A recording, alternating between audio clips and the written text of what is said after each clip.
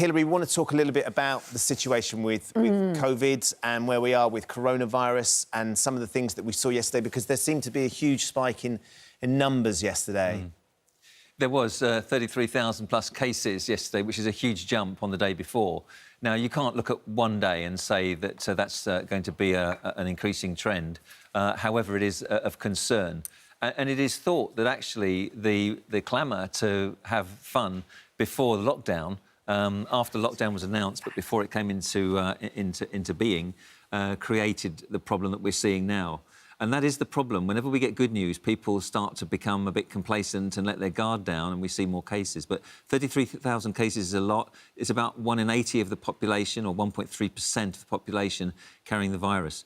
Good news, though, that these rapid tests will be a step forward. What they do, they're not as reliable as the PCR antigen test that we've been relying on so far.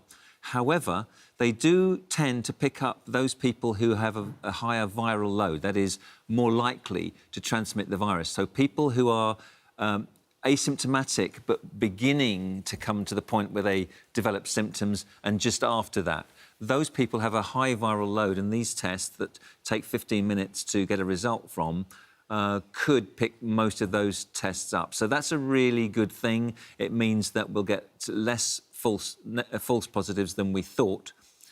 False negatives than we thought. People thinking that they could go about their daily lives without infecting others. We won't see so much of that.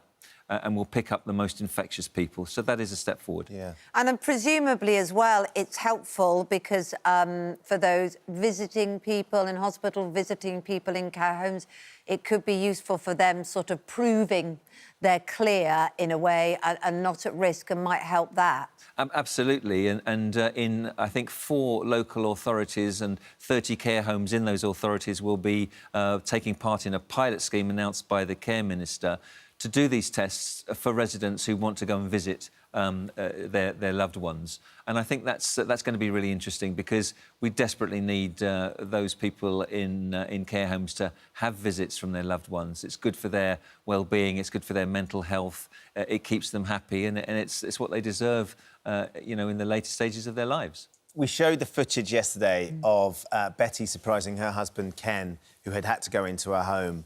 And the care home went to great lengths to make sure they could have a very lovely romantic get-together. But what Ken didn't know, because he's been desperately lonely without being able to see Betty, was that Betty has moved into the care home so they can stay together. It's a really, really lovely moment when he realises that, because he asks her if she will take him home with her, and she says, "No, I'm not taking you home.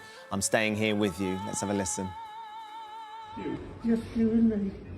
And I'll come to live with you. Did you take me back? No. No, I'm not taking you back. I've come to live with you. All right. I've moved in. All right? Yeah. All right. Yes. Are you happy? Oh, see, it's better. Right? They've done all this for us. These good people have done all this for us. So we're going to be chatting to Betty and Ken, and also one of the members of staff at Bourneview Care Home, which is where they're living. And that's the, you know, being able to set that up for them, to be able to sort of get them together, because we've seen too many pictures, haven't we, of family members not being able to... Crouching down, trying to do that. I know, really, really sad. Actually, this is one from Italy, where Stefano Bossini, who's 81, couldn't visit his wife, who's sick in hospital, and decided to serenade her. Hilary, you'll like this. Decided to serenade it. No, this is... I don't think... This is the shower curtain apparatus that they've implemented. We've seen this around and about, haven't we? This is another Italian care home, so you can sort of touch and feel, but safely through the...